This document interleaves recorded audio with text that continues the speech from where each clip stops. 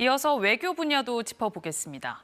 급변하는 국제 정세 속에 윤석열 정부는 한미 동맹을 중심축으로 일관된 외교 정책을 펼쳐왔는데요. 남은 임기 동안은 북한의 도발 등 여러 위협과 상황 변화에 대한 위기 관리가 중요하다고 전문가들은 조언합니다. 김경진 기자의 보도입니다. 미중 전략 경쟁의 우크라이나 전쟁, 중동 분쟁까지 녹록지 않은 외교안보 환경 속 정부가 2년간 일관되게 집중한 건 우리 외교의 축을 한미 동맹에 두고 일본 등 주변국과의 관계를 조정하는 것이었습니다.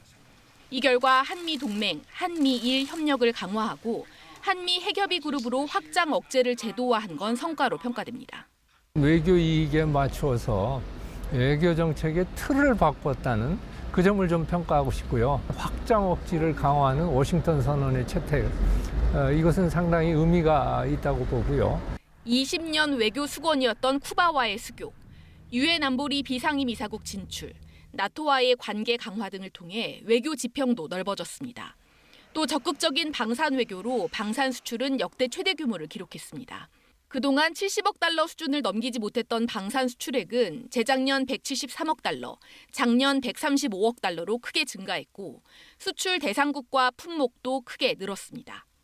2027년까지 대한민국을 방산 수출 4대 강국으로 도약시키겠습니다.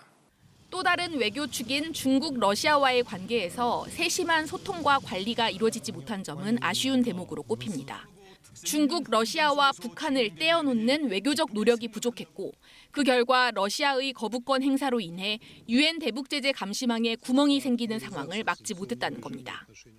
남북 관계는 북한이 적대적 두 국가 관계를 선언하는 등 완전히 단절됐는데 통신선 같은 모든 소통 수단이 닫혀 북한 도발 등 리스크 대응에 어려움이 커졌다는 우려가 나옵니다.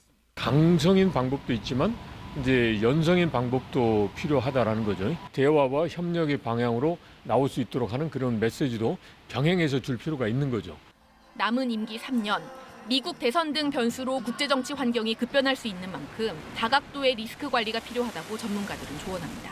KBS 뉴스 김경진입니다.